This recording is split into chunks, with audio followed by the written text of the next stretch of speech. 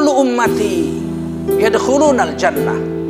Rasulullah bersabda, semua umatku masuk surga, akan masuk surga. Semua umatku akan masuk surga. Illa man aba, kecuali yang tidak mau masuk surga. Ya, ada yang enggan masuk surga. Seluruh umatku akan masuk surga, kata Nabi, kecuali yang enggan masuk surga. Waman ya'ba ya Rasulullah, siapa orang yang enggan masuk surga ya Rasul? Kata Nabi, waman asoni faqad aba, orang yang maksiat kepadaku, melawan perintahku, nggak mau nurut sama aku, itu orang yang tidak mau masuk surga, enggan masuk surga. Waman ata'ani dakhalal jannah, siapa yang taat kepadaku akan masuk surga. Siapa yang maksiat, nggak mau nurut sama Nabi, dia berarti tidak mau masuk surga. Sebab Nabi ini diturunkan ke dunia untuk menyelamatkan manusia ini dari mulai hidup di dunia, mati, masuk dalam kubur, hidup di padang mahsyar lagi, masuk ke surga. Itu tujuan seorang Rasul diutus, menyelamatkan umatnya dari azab Allah. Di dunia mulia, di kubur mulia, malaikat Munkar Nakir terkesima dengan jawaban-jawabannya tentang pemeriksaan iman di kubur. Kuburnya melebar seluas mata memandang. Itu ajaran Rasul. Kubur itu sempit, cuma 1 kali 2 meter. Nanti kalau kita durhaka sama Rasul, kubur itu menyempit sampai tulang rusuk kita itu bertikam-tikaman satu dengan lain. Bukan begini lagi tulang rusuk kita, begini nanti di kubur tuh. Saya ini pernah beberapa kali ikut membongkar kuburan. Ada yang pemindahan jalan, karena kena jalan kuburan dibongkar. Ada yang pembangunan kali, sungainya dilebarkan, kuburan-kuburan yang ada di situ dibongkar. Termasuk kuburan Sultan Delhi yang pertama. Delhi baru ya, bukan Sultan Delhi yang tua. Delhi tua lain lagi. Delhi tua belum Islam, Delhi baru sudah Islam. Pangeran Gandhar Wahid Khan namanya. Itu jadi Sultan Delhi yang modern di Labuan Delhi. Waktu dibongkar kuburan-kuburan beliau dengan anaknya itu, saya ikut membongkar dengan almarhum Sultan Delhi, Tengku Azmi Perkasa Alam, masih paman saya. Bongkar, saya lihat, ternyata orang soleh. Sultan Delhi yang pertama itu dibongkar, itu papan-papannya itu diangkatin satu-satu. Ternyata tanahnya itu masih berlobang, segi empatnya itu masih ada liang lahatnya. Sudah hampir 300 tahun dikubur. Liang lahatnya masih ada, dibongkar papannya, liang lahatnya masih ada, dan tanah dan tengkoraknya masih ada. Tengkorak kepalanya masih ada. Giliran anaknya dibongkar, diangkat papan-papannya, udah rata, udah nggak ada, liang lahatnya udah nggak ada. Karena kena hujan tuh udah jatuh-jatuh tanah-tanah. Nah sekarang pertanyaan, Sultan Delhi yang pertama, kenapa lubang lahatnya masih tetap ada? Kenapa tanah yang dari atasnya kena hujan bertahun-tahun tidak masuk ke dalam lubang itu, minggir semua? Mesti ada yang nahan, betul nggak? Siapa yang nahan?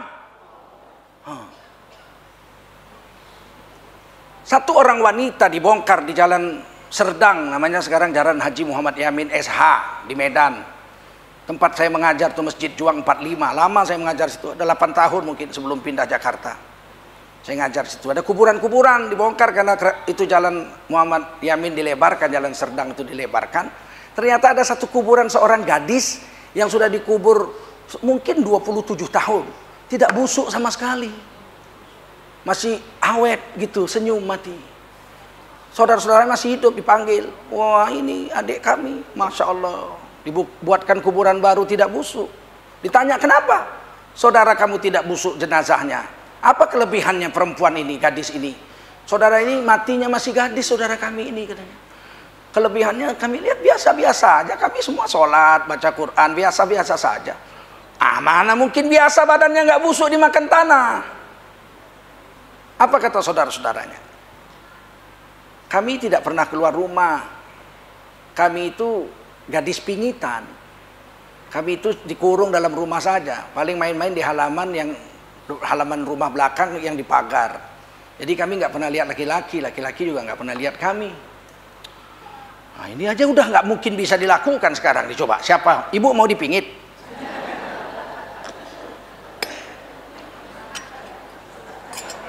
Saya beruntung, istri saya 26 tahun tidak keluar rumah kecuali dengan mahram. istri saya. Saya beruntung punya istri seperti ini, tidak belanja, tidak keluar rumah istri saya. Dan keluar rumah pun pakai cadar. Mudah-mudahan istri saya nanti kalau mati tidak busuk.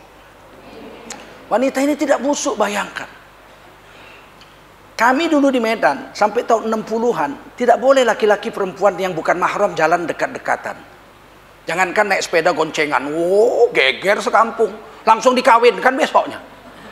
Jangan coba-coba kita naik sepeda goncengan sama bukan mahramnya, dikawinkan langsung sama keluarganya besok.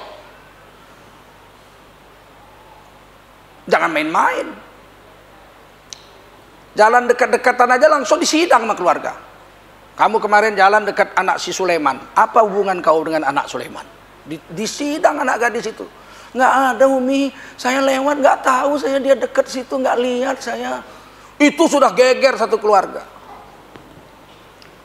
Dan itu seluruh Sumatera Utara begitu waktu itu.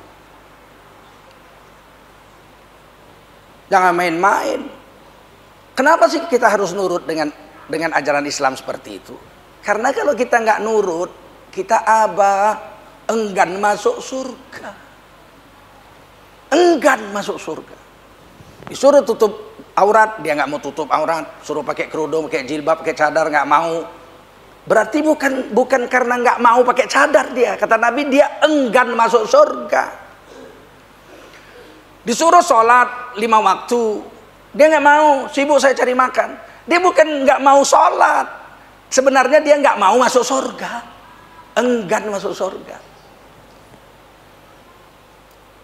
Disuruh pilih pemimpin muslim, dia nggak mau.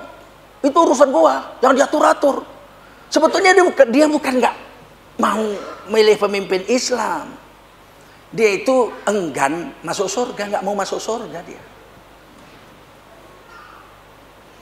Makanya dari dulu 1400 tahun yang lalu Rasulullah sudah bilang, ada umatku yang tidak mau masuk surga. Tentu sahabat-sahabat nanya, masa ada orang nggak mau masuk surga? Siapa sih? Orang yang nggak mau taat sama aku, kata Rasul. Dia enggan masuk surga.